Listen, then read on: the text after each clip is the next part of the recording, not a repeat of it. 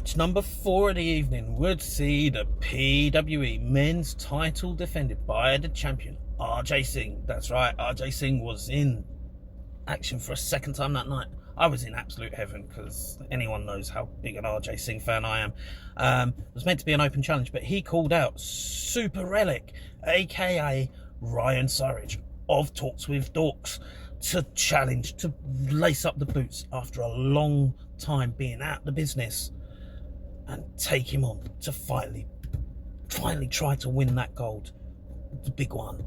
And you know, all dues to Super Relic. The crowd went absolutely wild when he accepted this challenge. They were so over for him. Definitely in his corner. There was no heels in this one.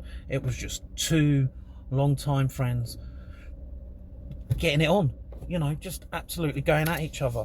And Super Relic has not lost a trick in this one. As I say, it's been a while since he's been in the ring, but it was absolutely fantastic to see him in the ring. You'd see RJ go for a early DDT attempt, so close. You know, there was near falls in this one.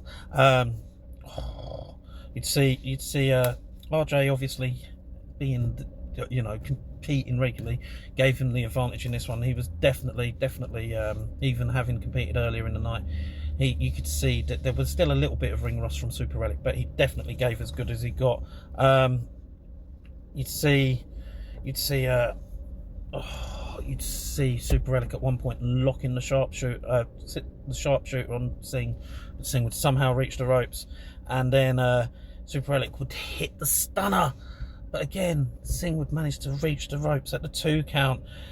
Super Relic would hit a people's elbow. Oh, just brilliant.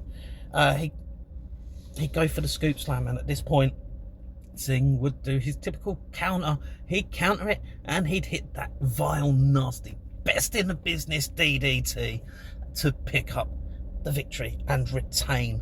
Now these two just, yeah, it was such a brilliant match. You know, as I say, Super Relic, for someone who hasn't competed for a while, vastly entertaining.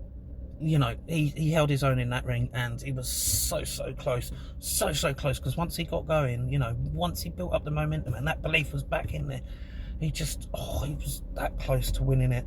RJ Singh, just, I've said it all about RJ. RJ's a fantastic wrestler.